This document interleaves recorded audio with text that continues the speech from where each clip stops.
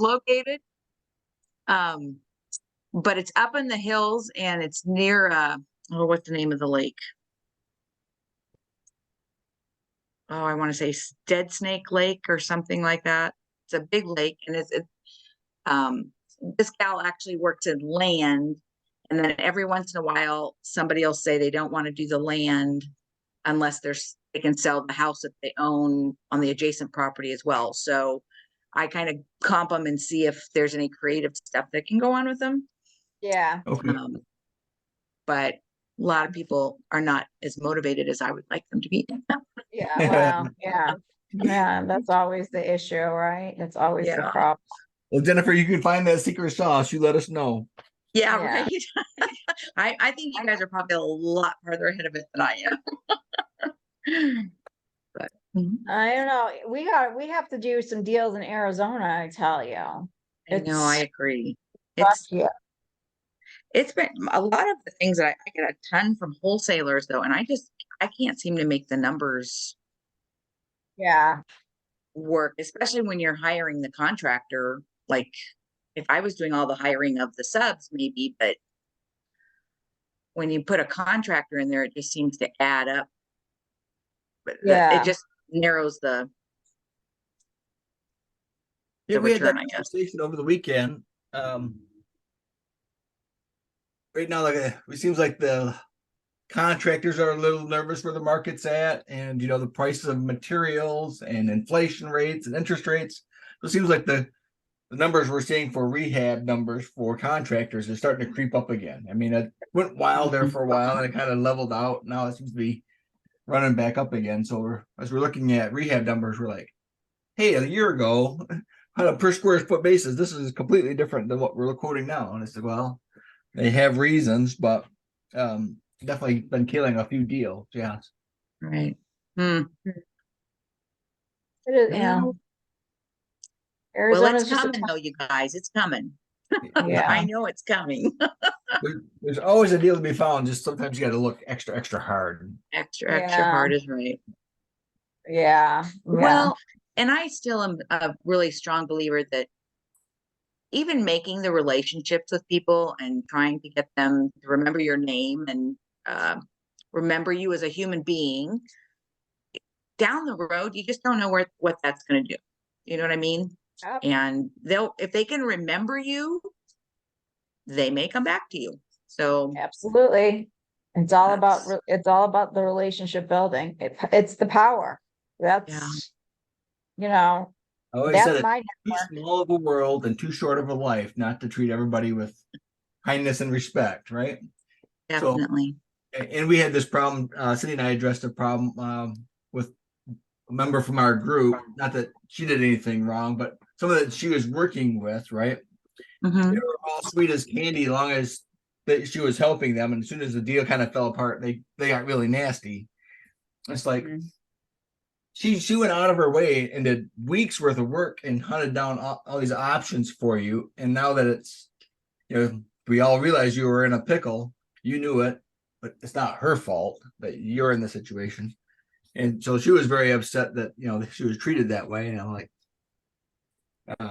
it does come a little bit with the profession, but, it's just a good reminder for all of us to always wear a smile, and even, like I said, sometimes we've been on the phone with people who are less than enthusiastic to be receiving another call from another investor wanting to buy our property. But we just smile through it and, say, hey, we're here to help you in any way that we can. And if we can't, if it's not meant to be, it's not meant to be. Right, Cindy? I think that was your quote. Yeah. Yep. Exactly what I said to her. Yep. When it's meant to be, it's meant to be. If it's not, it's not. So, but, again, she's eager to partner with us. So that's, we've built that relationship with her and she's eager to partner with us on other, whatever that looks like. So it was nice. And she's in Oklahoma. So Of all places. Of all places. Yeah, Oklahoma. Oh, So, fun. yeah. So it's all good. It's all good. Well, if you need anything while I'm out there, let me know. Yes, We'll if be we there for a need, couple of days. yep, yep, if we need you to run out to our mobile home park and get your military hat on. Well, Well, I'll have to drive by it anyway just to see it. So I wish I knew more in the mobile home. So my dad had owned a mobile home park up in a little town called Steamboat Springs, Colorado. A little town. And Not so little so anymore. it's not so little anymore. You're right.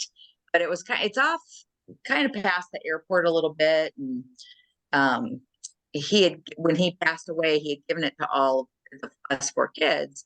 And when my ex-husband and I started going through some financial issues a while back, I sold my portion to my sister. So my sister still gets all the income from the mobile home park, and it's sweet. Yeah, it It's is. sweet. Well, it sounds like that she's pretty hands off as well. So somebody else runs them the day-to-day Yep. business. Yeah. Yeah. We actually, I want to say we only owned, it's been a while now, maybe 5 to 8%, somewhere in there. And then there were other people that owned larger shares and things like that. But Mm. I've at least seen it, how it works, and the gentleman who runs it now is a big real estate guy up there. But it's also interesting because we're watching him. We had some other land that we sold to up there, but it's interesting. I'm looking at it from such a different hat now because he's coming in trying to make a deal with all of the partners to get rewarded for the work that he's doing, right? And I hear the other partners speaking about it, not wanting to get screwed by him in a sense. They all have their attorney, there's all these different investors and they're all having their attorneys look at their information, and I'm like, yeah, but he's doing work, you guys. He's managing the whole thing. And I don't know. It's interesting. It's funny how there's synchronicity in the world, right? So just before the show, Cindy and I were just talking about how we could talk about JV partnerships and the value of teamwork. And an investor from the group, actually, was fairly local to me, Sylvia. Her and I had a phone call recently, and she's like, I hear what you're saying and I see what you're doing, but I don't understand this partnership thing. In her mind, she's still thinking she has to be the one to go out, find the property. She has to be the one to go out and fund the deal. She has to be the one to go out and find the tenants and manage, right? And that's her property. And like you just gave this example, your dad put together a partnership years ago, decades ago. Decades. Still providing dividends now, right? Yep. And he didn't own the whole park.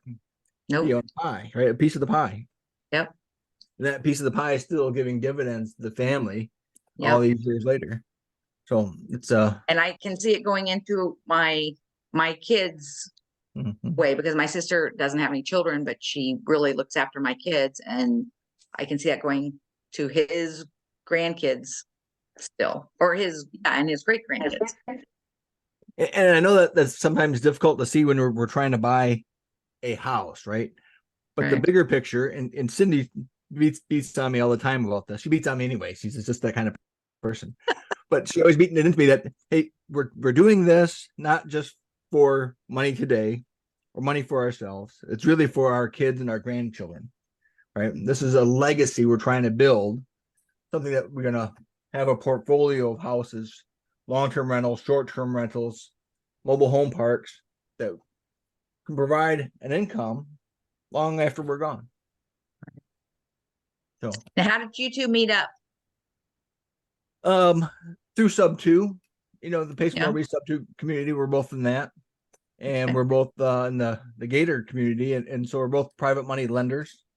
And so we were running in some of the same circles, and we were working similar deals, and we just clicked. That's awesome. So, Awesome. It's been an adventure ever since. No, Cindy just reminded me, and I forget how fast time flies. We are coming up on our 1-year anniversary, right? Right, Cindy? Yep. Yep. Not necessarily for Creative Real Estate University, because we didn't start that until beginning of I think it was probably in December. So the Creative Real Estate University is probably going to have a 1 year anniversary really soon. But it's just amazing what we've done in a year, how much things have changed and grown and where we thought we'd go and the different paths it's taken us. It's just crazy. Yeah. Well, and think how many people you guys have helped though along the way. That's the best part. It really is. I believe it. Yes. I hope to get there one day. Yeah.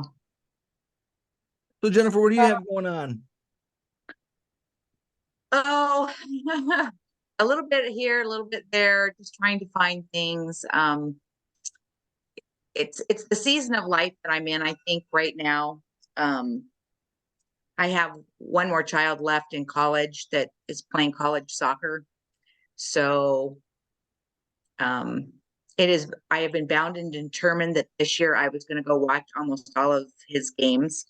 All right. And his season is this fall. And so I have been doing that. So I've been traveling quite a bit since August. But that's not good because I need to make money. But I get so tired.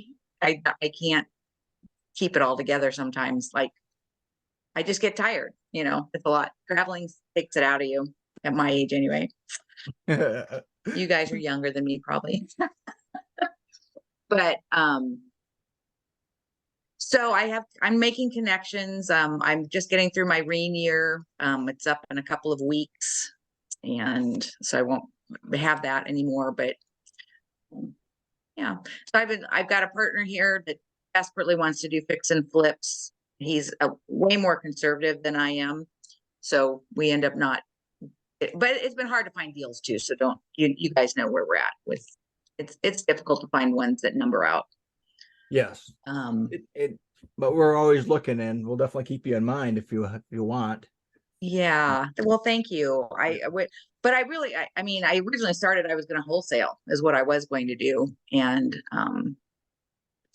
then I listed it like Clifford. I don't know if you know who Clifford is, but I know Cindy does. And he really pushed me to work with the wholesalers. And I don't know if it's just here, but I just find them coming up with unrealistic numbers. So I don't know. I need to put all the dots together. Somehow I'm not there yet. I'm making a lot of connections. I'm talking to a lot of people. I have a lot of people that want to work with me, but it's just not coming to fruition yet. And I wonder if it's because I've had this goal in my mind that when Cole gets done with school, then it's all me. Mm-hmm. But I've spent the last 7 years trying to keep a roof over my kids' heads and get 3 boys through college. And it's been stressful but been good. So you got 3 boys in college, so you did a great job. Well, it was one didn't quite make it. He ended up in a music school in LA, which was great for him. But he is actually working with. Do you guys know who Austin? Cindy, you may know he's a wholesaler here in town, and Jack literally just went to work for him 6 weeks ago. So he's actually working for a wholesaler. He's an EXP guy somewhere here in the Valley. All right. So sometimes the frustration with wholesalers is all the very, very beginning new people. That's like the path for them. So many of them don't know how to structure a deal, how to run the right numbers. And so sometimes working with them, you have to set the expectation of what you want, right? Because they'll just send you hundreds of deals and the numbers never work, right? And just right. I call them. Yeah, and you just got to say right up front, here's what my idea of a deal looks like, right? This is your buy box. Yeah. And kind of say, don't send me anything unless it fits this.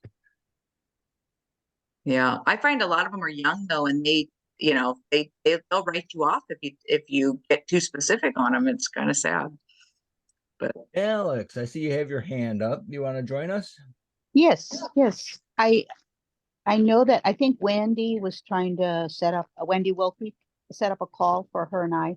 We are doing starting out doing wholesaling, and that's tough because we're going out actually this afternoon and evening. A lot of people aren't home. We leave a note, a really nice letter. Um, and sometimes they're vacant. Is there a better way of getting more pinpointed uh, homes that are maybe motivated sellers that aren't in the position of like, I don't want to deal with anybody or somebody, I mean, like a wholesaler, is that someone that just gets motivated sellers?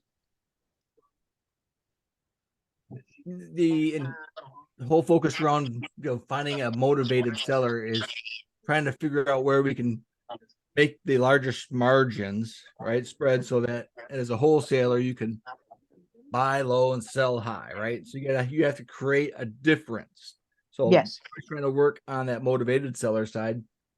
For time, they're on a time crunch, so they have reason to move, but also that monetary. So you're trying to find that difference. You guys are in Southern California, aren't you? Is that Yes, correct? Yeah. you are right on, Shane.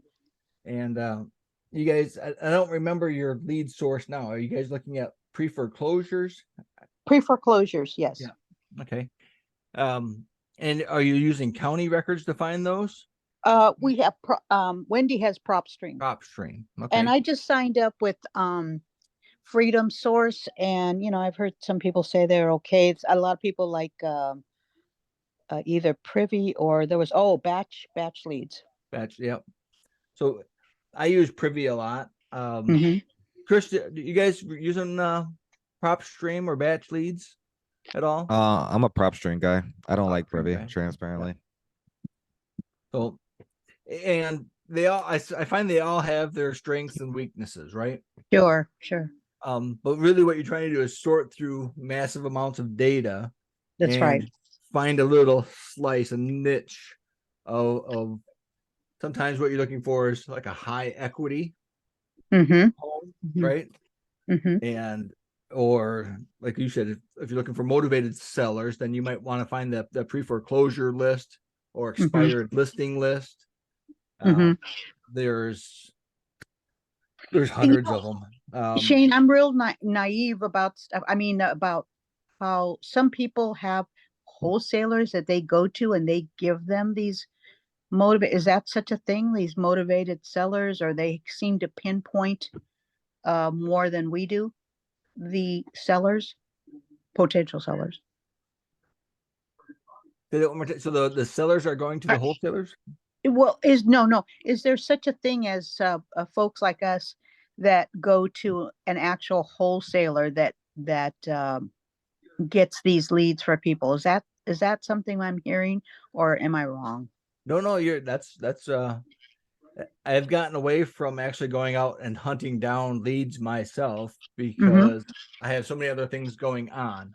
And we have people within our community, wholesalers, that just send Cindy and I leads all the time. And we're just kind of vetting them. And we don't really track down leads like we used to. We used to pull lists, and we had Right. callers, we had VAs that would call and we'd follow Mhm. up, and that's a whole business model unto itself, and it's a good one. But you just got to figure out where you want to be in that, right? So what's your avatar? Yeah, in Southern California, there's so much density that there are a lot of homes, and there are a lot of pre-foreclosures and auctions and vacant houses, a little bit of everything actually, because we have so much density, and where Wendy and I are going is Riverside County, a lot of density there, low income, middle income, high income homes. Same thing in Orange County. I mean, everything, any empty land is being built up with something. So we have that. Now, how do I find a wholesaler to shorten our time? I know you have to pay for that, but how do we find a wholesaler I to would do start that by for making us? a post. You can start a Okay. post right in our group there, and there are plenty of wholesalers right within our own community. Oh, okay. I'm sure Rain has them. I don't know quite how that works. Maybe Cindy can shine some light. I've not seen that on Ring, but you know, and I'm new to you guys. I happened upon you guys and I told Wendy about you all. You're all so great on the call, the first call that I was on, and this is my second call. So, um, I know that you guys are on the phone every Monday, so I'm going to try to tap in every Monday, but I can, I will post something on your site here for wholesalers then. Yeah, and again, I would say as specific as you can be or want to be about what Mhm. you're looking for. If it's right in Riverside that you want to buy in, say that. You know, you don't want properties in Utah. You know, No. if what you want is Riverside, California, say that. And what you're looking for is something smaller than 1,600 square feet. You know, say that. Or if all you're doing is buying subject to, you know, Mhm, whatever mhm. your specifics are, as much detail as possible, put it in that post. Okay, okay. When I get And, with Wendy this afternoon, we will do that.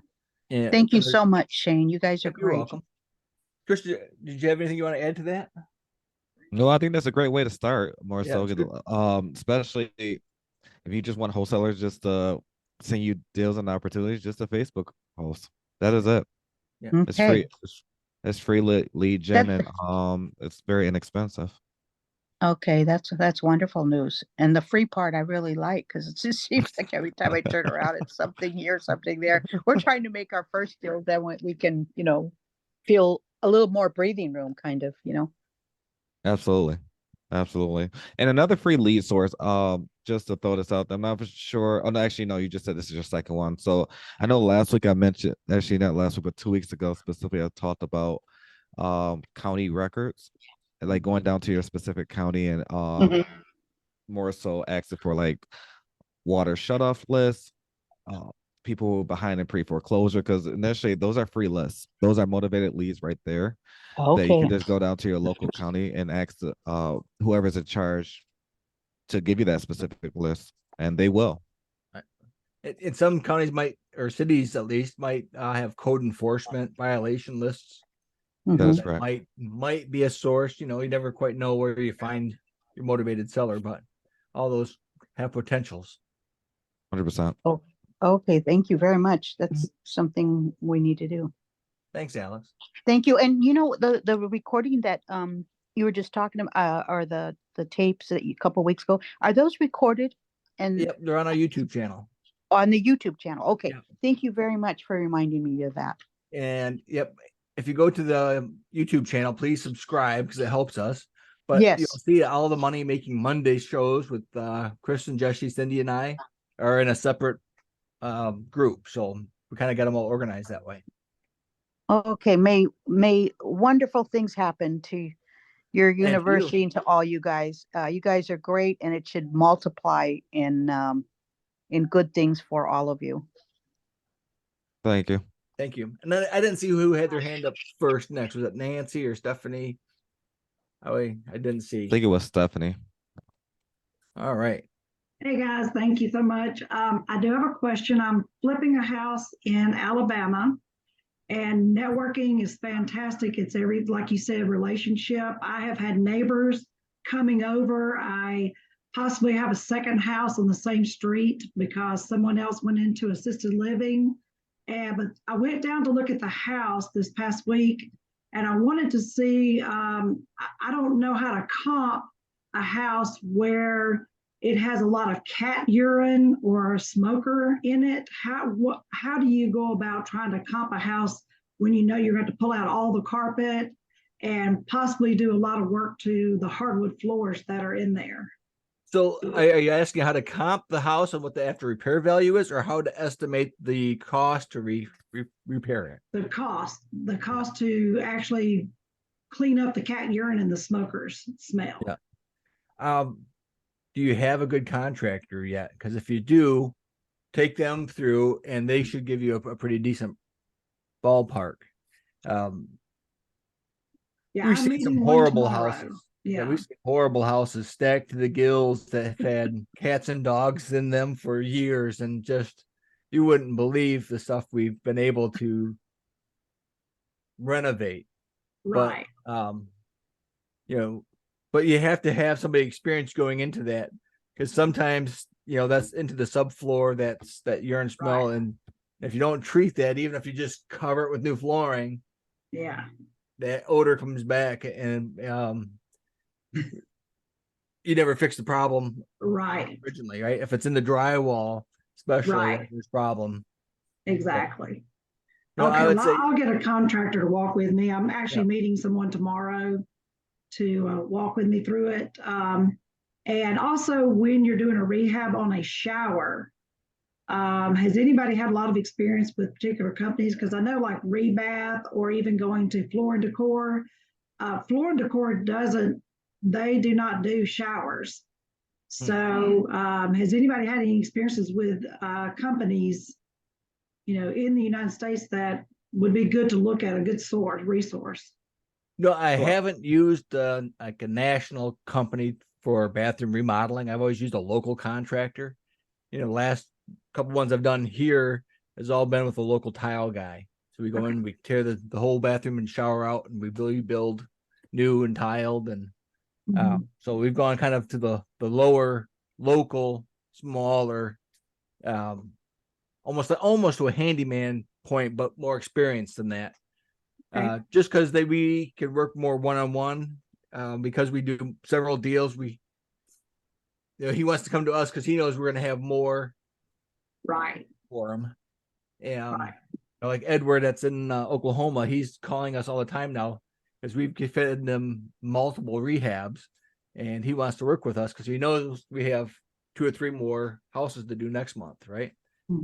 So those are the people that you want to work with. I think a larger national company is going to see you as, even if you're going to do 10 houses with them, they're dealing with thousands of people. You're not going to get that Okay, one-on-one that that you're going to get the best price. You're going to just get their standard, here's our rate, right. take it or leave it type of treatment. So, Okay, but that's at good to those know. tile places, you might find business cards and some other things that are up. And another thing I'd look at too is the Facebook Marketplace. Look for contractors that are local. I didn't think about that. That's a good resource. Okay, great. Well, thank you very much. Cindy, you're always good at finding people. Any thoughts? Well, Shane, unless you said this already, where did you find Edward? I got his business card at the Ace hardware store. And right in Stroud. That's how I found him. Is that I went to a couple of those stores, right? The plumbing store, the hardware, the electrical supply store, and everywhere there was a bulletin board that had business cards, I just collected them all, and then just started calling. And as you have to start asking some questions about their experience and all that, because in that case it was very specific because we're remodeling mobile homes. I wanted somebody that knew about remodeling mobile homes because it's still slightly different than a house. Right, alive. And he had some really good experience and good recommendations. So he's been a great find. Okay, well, thank you very much. When you find a good contractor, hang on to him. Exactly.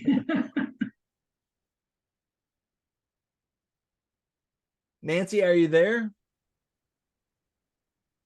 There you are. Hey, hello. I was How you just doing looking today? so beautiful today, so I was trying to spare y'all. I have a question.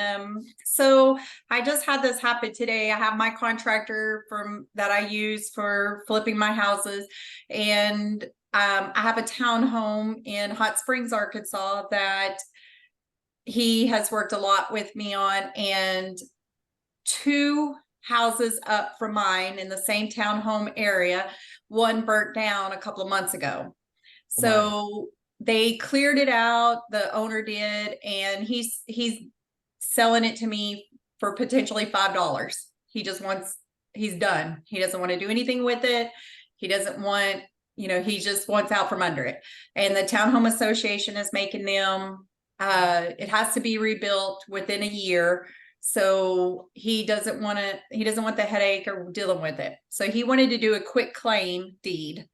And I reached out to my realtor lady, and I reached out to the title company that I use. And the title company says that, to make sure you do research on it for any liens or what have you. And so then I found out from the county clerk that it's under a trust.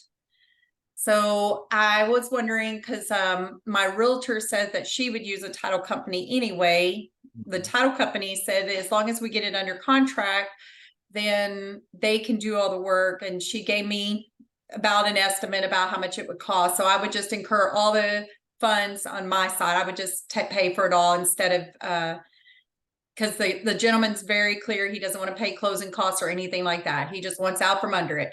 So, I was wondering if it would be, that would be the best way to go is through the title company, let them do the research and write up as a sale, and then I just incur those costs.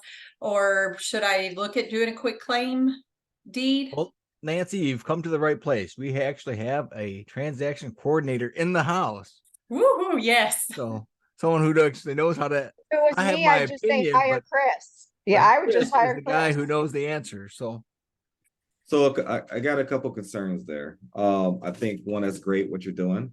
I like your proactiveness. A couple things. I just want to make sure you say you're trying to do a quick claim deed. Well, that's what he recommended, but my title, the lady that I use at the title company, she doesn't recommend that. She said to go ahead and go through them, but they have to get it under contract because they won't do it unless it's under contract. And then there has to be some monetary value. So I said, let's say $5 because he's just like wanting to get rid of it. So I was like, well, we'll do $5. So maybe I'm missing this part.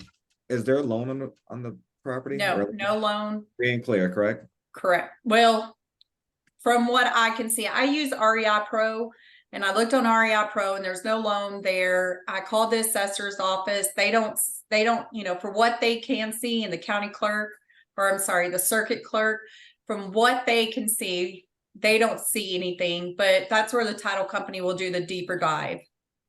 Yeah, no, that's great because that makes a lot more sense then. So if it's free and clear, I don't recommend doing a quick claim deed. You're potentially going to pay more money to do a quick claim deed. Okay.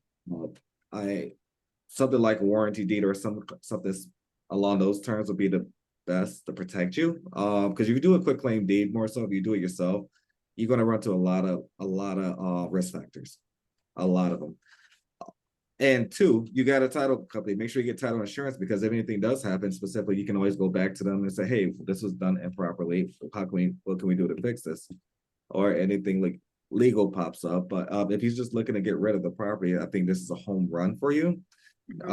Definitely stay away from quick claim deed. There's no reason why you need to do that. Okay. There's nothing. I don't think you do anything creative, right? With that specific. No. Oh, okay. No, I'm just going to rebuild it and sell it. Yeah. Yeah, definitely go to a title company because then it's public record as far as, you actually have full ownership of the property, whether that's $5 or $1. And then when you do go to resell it, you won't have no obstacles or hiccups during the resale process. Okay. Even though, and with it being under a trust, because they did a warranty deed under the trust, but it's the same owners that did it under their trust.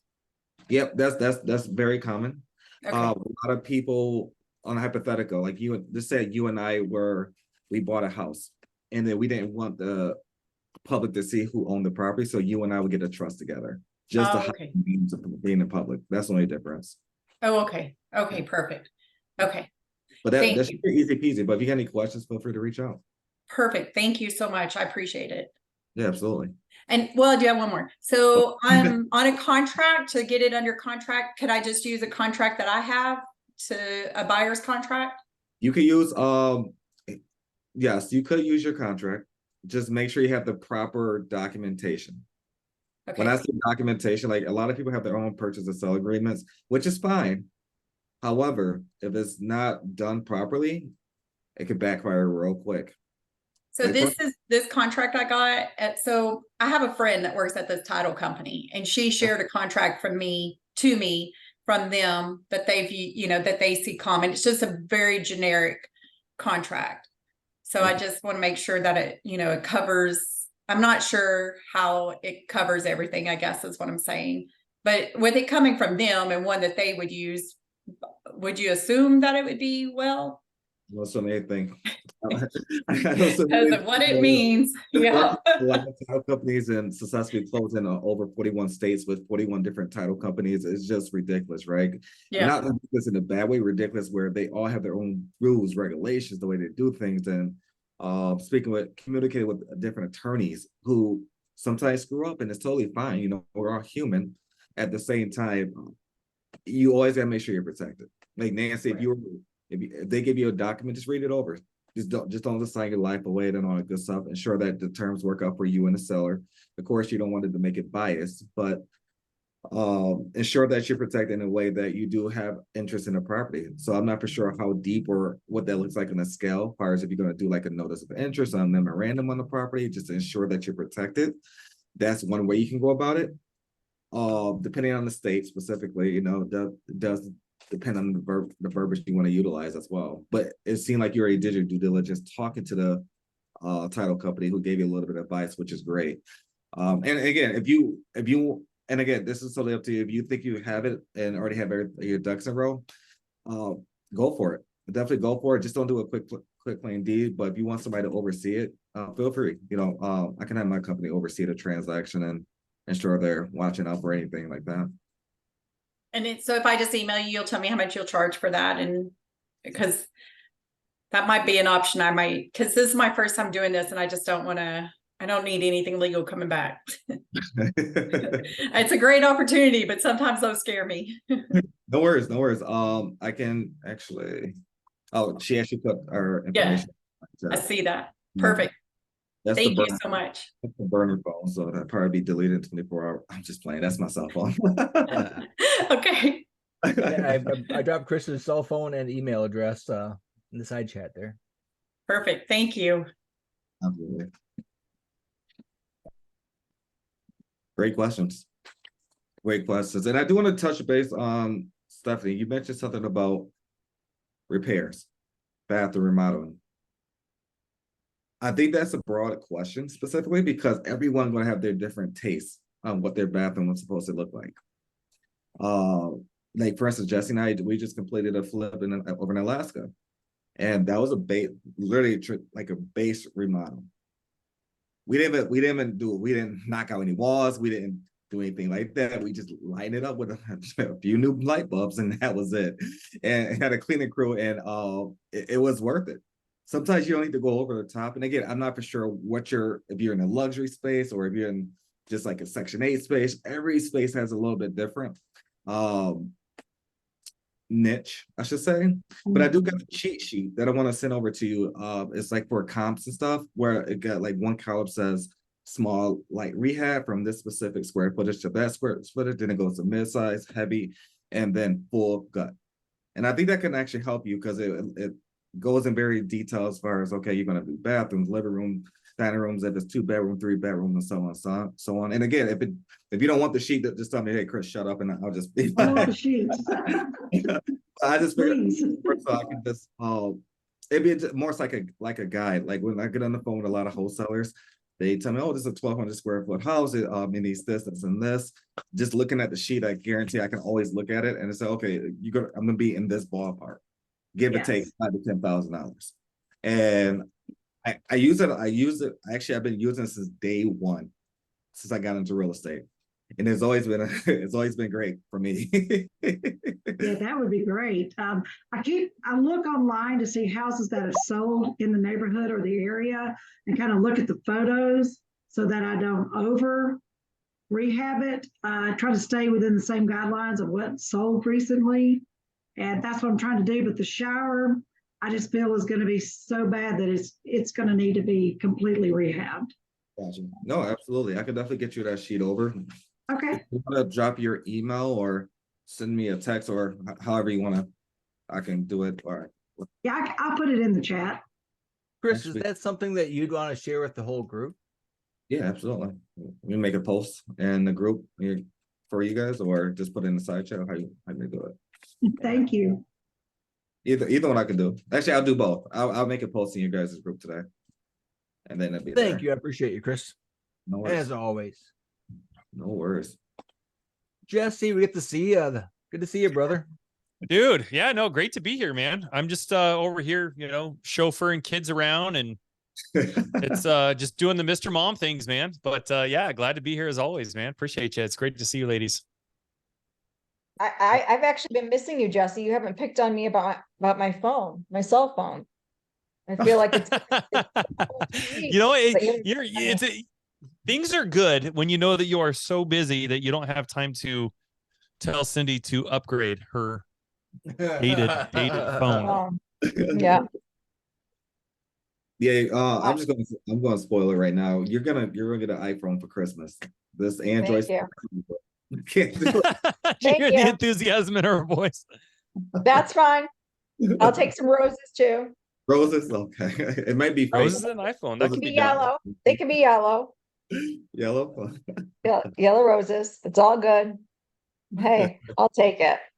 I'll take it. No worries, my friends. You can only just use it for me. If you don't want to, that's fine. As long Yeah, as I do blue bubbles pop up, I'm totally happy. that's fine. That's fine.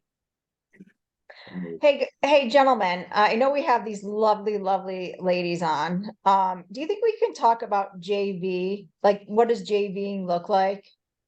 I always tell Shane that. I know we did amazing post the other day, but I love that topic. Yeah, so JV can come in all different capacities. So when people say JV, what is JV, right? Joint venture. But joint venturing can be a lot of different things. They've got a standard joint venturing, they got a more so advanced joint venturing, and then more so they got profit and loss joint venturing.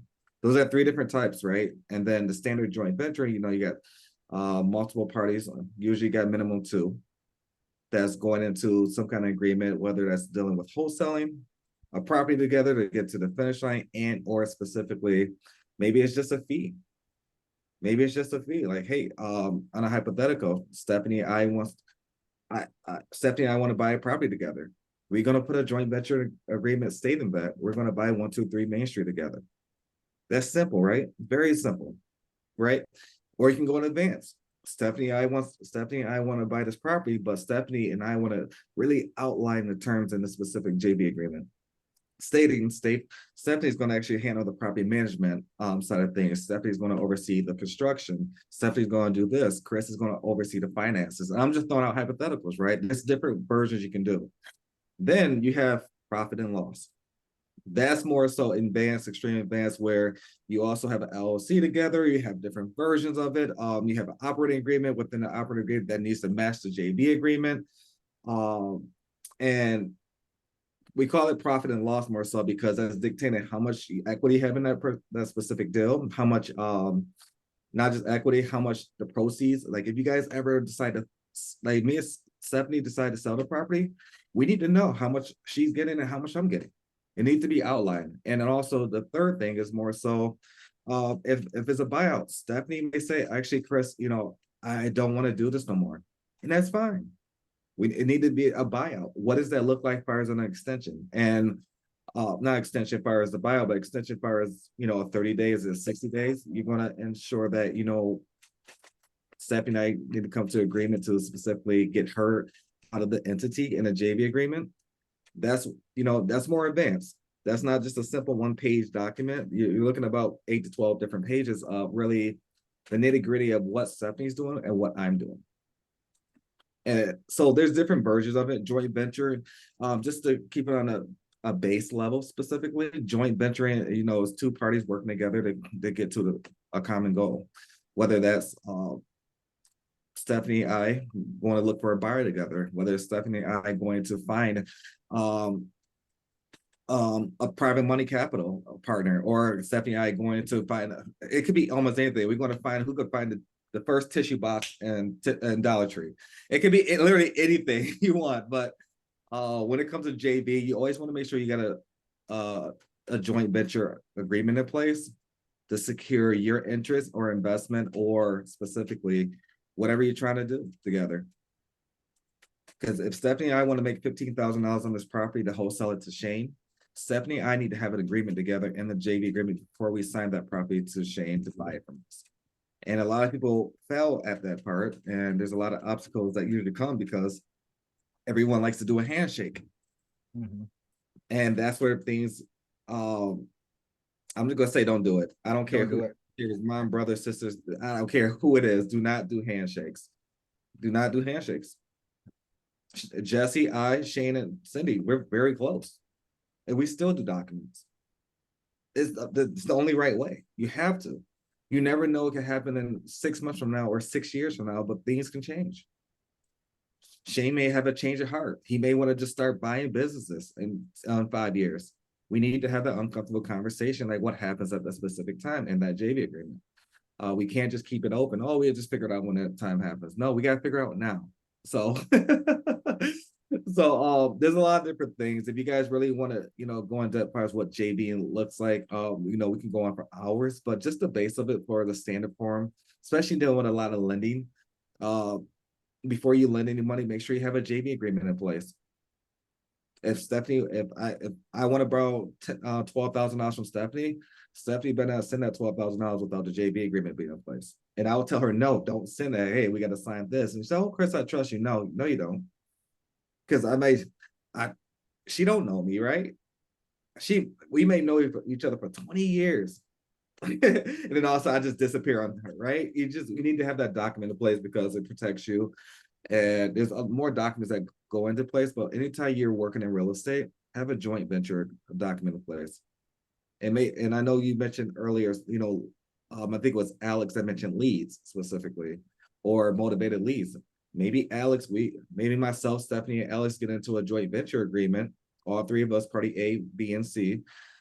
And maybe the joint venture agreement, Alex find the leads. Stephanie oversees and manages to oversee the asset itself, and Chris manages finances. It could be very simple, long as it's on paper. It has to be on paper. One of these days, Chris, I'd like to sit down with you, and maybe we'll just do it on a Zoom, but just talk about all the what ifs that should be included into a JV agreement. Oh, yeah. And of course, everybody's different, and every situation is different, but there are so many different things that as you develop your relationships, right, and we do more deals together, we start to figure out like, oh, we should have covered that in the agreement up front, right? So what happens if Cindy Cup falls off the map and we can't find her anymore, right? She moves to Tahiti and is gone. What would we do, right? Or what if we're gonna take a flight to get her because well, there's so many different what ifs. Right. We could probably do a whole show just talking about all the different things that you should think about going into a JV agreement. And obviously you don't need all of them all the time, but they're just good questions to ask about, boy, what happens if I have a deal with Chris and everything's going great, but all of a sudden now I can't reach him. What do we do? And how long do I wait? And what's the backup plan? And so on and so forth. Or we had this rental property, it's been giving us some funds for years, but all of a sudden now it needs a new roof and a new AC unit, and we all got to put in $5,000 or $10,000. Oops. And Jesse says his kids all need new clothes for school, so he doesn't have the funds. What do we do? Those are questions you need to ask up front, not, when you get into the situation and go, ooh, we should have talked about that beforehand. And I agree. I couldn't agree more because because I made that mistake. I definitely made a mistake. The first lending opportunities that we never discussed that. What if the pipe does break? Is that going to be? Do I come back to my lender and ask he or she, hey, can I borrow another $2,000 or $3,000, $4,000, $5,000, and or do I handle that myself? And I did fail. I fell for it in the beginning. Like the first couple of transactions, I did not have that in me because I didn't know. And I'm okay. I'm just being transparent, guys. I'm not saying I'm perfect. I just want to be transparent. Like this is coming from experience that, things Shane's bringing up is actually reality. These are things that really need to be in an operating agreement or a JV agreement of what that looks like longevity wise, because you don't want to be in a situation 15 years from now having an uncomfortable conversation. It's very awkward, right? To have a conversation. Who's going to bring $20,000 to the table? Okay. So like I said, if we had those conversations up front, then we could come up and say, well, boy, we do know those things will happen. So maybe as a part of the operating agreement, we can say we're going to build a trust fund or a war chest or a rainy day fund, whatever you want to call that. We're going to build X number of dollars into the bank account before we disperse any profits, right? And if that's $5,000 or if that's $50,000, it depends on you, your partners, the project. But have that plan that discussion up front. Or you just say, well, we'll just deal with it when it happens and we all kick in X%. Okay, at least you've all agreed to that and it's in writing. Right. But And you're 100% right, Shane, because more so, and the great thing about it, like, you're not going to touch on everything. You're never going to hit every single pinpoint because every transaction is a little bit different. But the bright side about it, you can always amend an operating agreement or a JV agreement. So you can always add it in place at that specific time, because you never know. It might be myself, Cindy, Shane, Stephanie, and Jennifer in the LLC or operating agreement, and then all of a sudden we happen to add on Maria. So we have to make a change to see what Maria's responsibility is going to be, what exactly that looks like on a longevity wise, whether that's for 3 months, 6 months, 9 months. It's just got to be documented. No more handshakes, guys. No more handshakes. I don't care if it's $1. Write it down. But no, it's well said. Well said. But yeah, we could definitely touch on that. I think what we should come up with is like the top 10 things, like a top 10 must be in an operating agreement or a JV agreement. And yeah, I think that's a great start. The top 10, the most important things. And of course, it'll vary from deal to deal and state by state, because some states are just ridiculous. Yeah. I think we're on to something there, Chris. We'll do a quick show. We'll get that in the books. Sounds like a plan. Great questions, guys.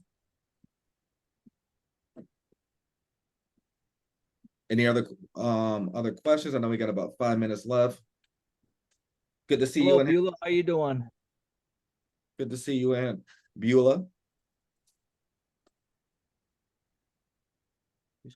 Quiet. So Everybody- Jesse, what do you got going on? I don't get to hear from you very much. I know you're always busy, always active. Dude, well, you know me, I'm Chris's assistant. So, on top of my own duties and things that I've got going on, I'm trying to relay messages between you guys and Chris. And, of course, I've got to coordinate his coffee and get his Uber in the morning so we can make it to the office on time, and just kind of all the things, on top We of now I'm dealing with appreciate you. dry cleaning and all that other kind of fun All of a stuff. sudden, in my back of my mind, I hear this working 9 to 5. What a way to make a living. Yeah, man. Jesse, I just heard that in my mind. Thinking about you. Hey, Jesse, in our last few minutes here, could you tell them about your growth co? Because we have some new ladies that just joined the creative group and don't know what that's all about. Could you touch on that? Oh, dope. Yeah, of course. Absolutely. So I was actually kind of asking Colleen over here in the chats kind of what she was working on and what the bottleneck is. I was kind of wanting to work a little bit while Chris was talking about paperwork, because I don't know anything about paperwork. So I'm a big fan of who, not how. It's not a good use of my time to try to figure out the paperwork. Chris is already the Michael Jordan of paperwork. So thank goodness for that. Yeah, so the Growth Co is a coaching program that I put together where I have basically combined everything that I have learned as an entrepreneur, as a real estate investor, as a businessman, into an 8-week program. I guess you could technically call it 12-week, to a 12-week program, where we touch on everything from mindset to actually working on the business. Because a lot of programs out there, they kind of put you in a position to where they're kind of giving you the information, and then it's kind of on you to take it and digest it, and for you to kind of figure it out. And I know how frustrating that is, because the first program I ever paid for was 23 grand and didn't even have 23 grand at the time. I maxed out 2 credit cards to do it. And I joined this program, and there's no support. There's no community. There's nothing. They're like 6 to 8 hour long, like recorded videos. I mean, I took an entire month off of work to watch these things. And when I had a question about what did this mean, or how can I better do this, or did I interpret this correctly, or I'll go in and ask a question in the Facebook group, the support that I got was, hey, well, did you go back and you watch this video? I'm like, bro, I don't got 6 to 8 hours to watch a freaking video again, man.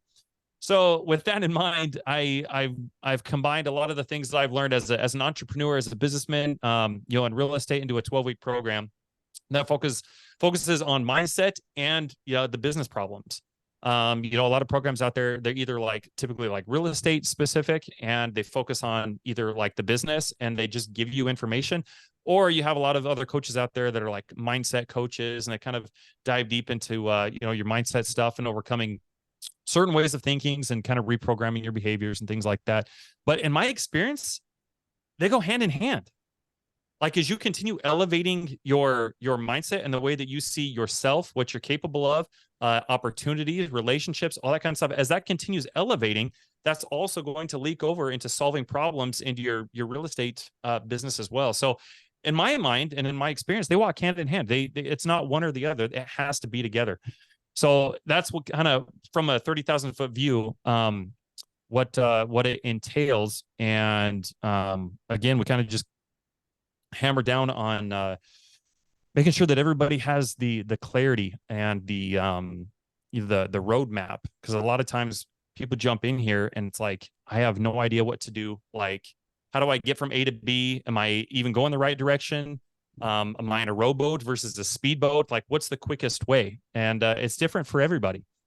So we make a very tailored plan, and we have consistent follow-ups, and we have accountability, community. That's a huge thing in the program, to make sure that you are not only retaining the information, but it's being implemented. And then one of my favorite things that we do about the program is something called Teach to Learn.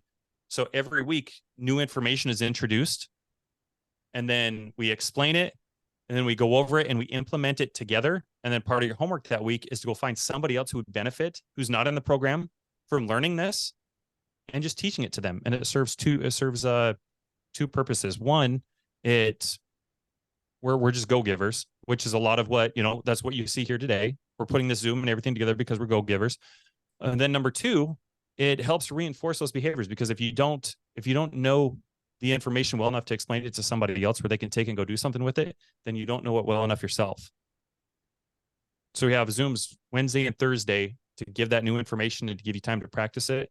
And then before we come back on Monday and have our third Zoom for the week on Monday, that's your opportunity to come back and be like, hey, I was explaining it to John. I couldn't remember what you said quite here, though. Can we go over that again? So it's almost a done for you, spoon sped opportunity for everybody to make sure that they're getting a very fast paced, on the right route, consistent feedback, support, all that kind of stuff to what it is they're trying to do.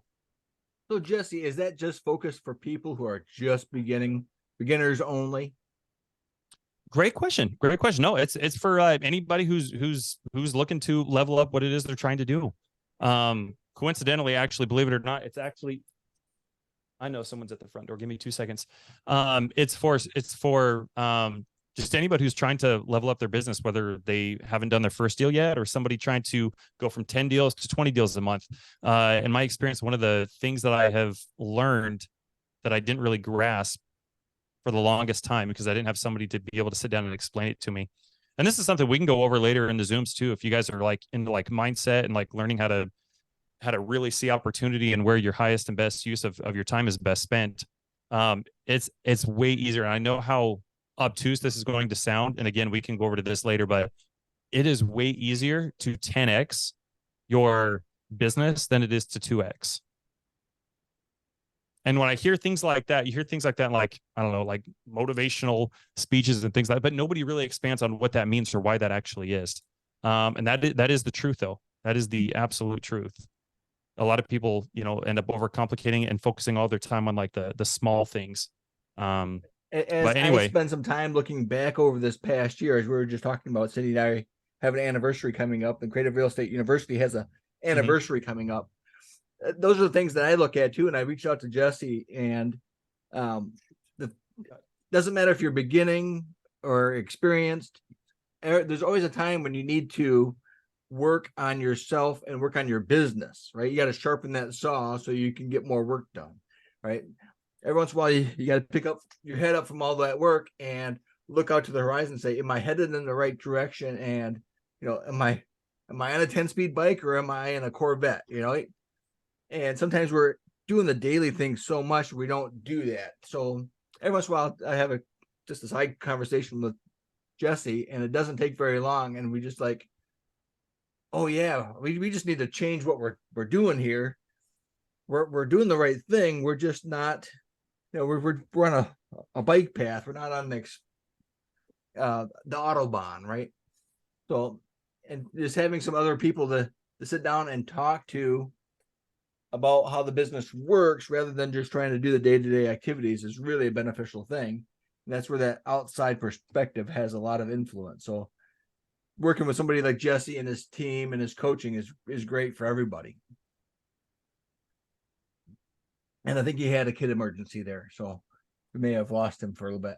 Tell you two things that happen. So this happens very often. We can bet on this. Two things happen. The little one, his youngest one, pulled the plug. Or two, they lost power. Last to lose power a lot there. But yeah, I guarantee it's the first one. The little one, Palm, she always just pulled the plug and then run. It was so she runs this. But guarantee it. That's funny. That's funny.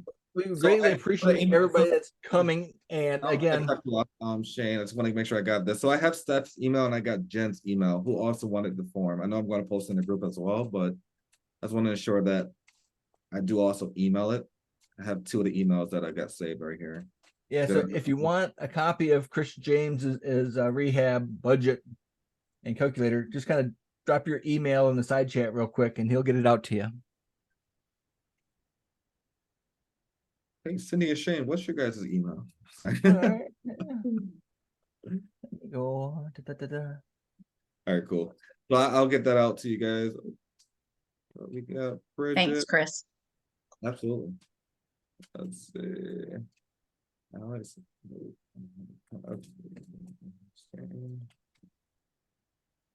Emails again if everybody needs them.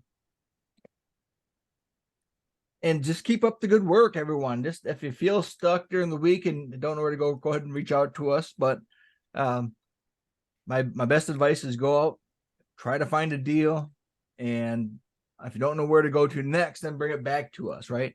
But just go out and do some activities, right? You find something, bring it back, and then even Cindy and I made a deal this past week. We put an offer in on a place, and then after we had the offer accepted, we looked at the numbers again and went, this really doesn't fit what we have, what we're doing, and what we have, so we backed out of it. No harm, no foul. So getting a property under contract sometimes feels scary. Just make sure that you're protected, that you have a due diligence period, that you have, your EMD is refundable. And that's all right. If you go look at it, bring it to us and we run the numbers and go, I don't know, Colleen, this is pretty tight. I don't think this is going to work. And you go, okay, well, I can back out. Or we can go look at it and, Stephanie, this looks like a great opportunity. Looks like all the numbers work. Go forth and get her done.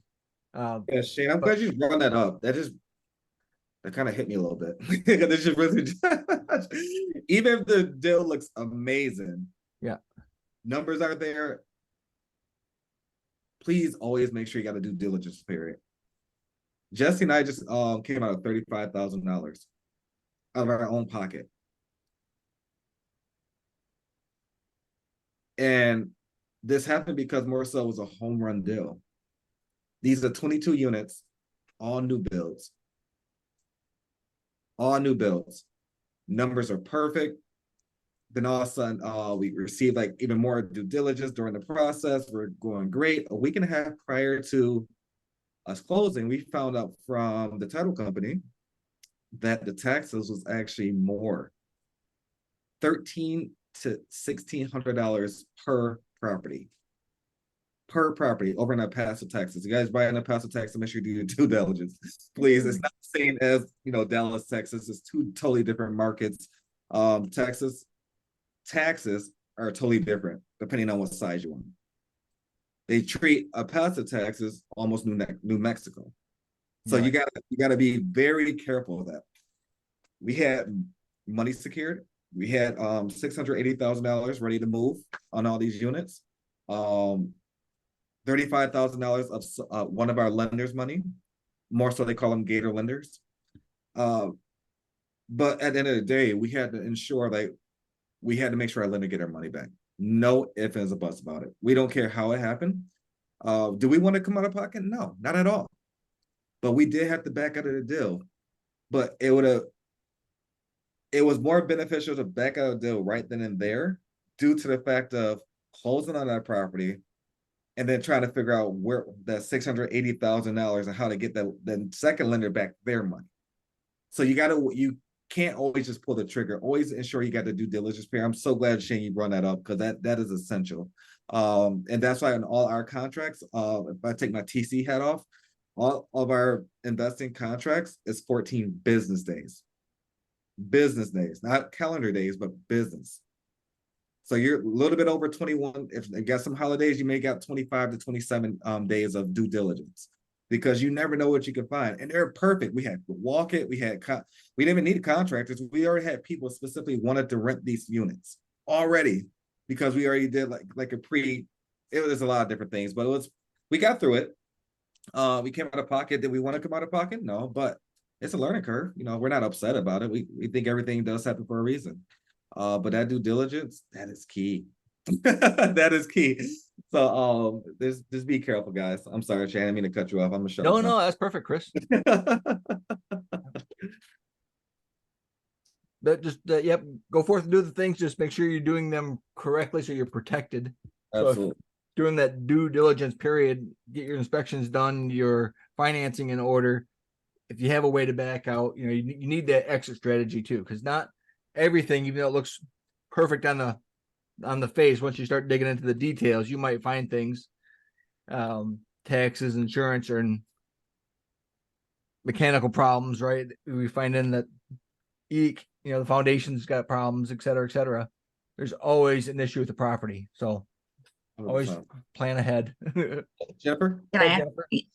so do you have any recommendations when you're buying from a wholesaler who's got say a $5,000 earnest money down, non-refundable, and you only have 2 or 3 days to make that decision? Oh, I don't Like- sign it. Don't? Okay. They can call my phone all day. I promise you, I'm not going to sign it. I need Okay. that assignment agreement to say a couple things. One is refundable. Is now refundable if title is clear, if Okay. the inspection option period or due diligence period, depending on your state. Because some people do three page, not 3 page, but 3 day inspections. I don't see why. But if they already know the market very well, and or specifically they're going to buy and know if it's a bust because of tax write-offs or purposes, then they can waive it. That's fine. But I don't sign I could probably screen share, show you 3 assignments right now I got in my email that's marinate until they make those revisions. That's great to know.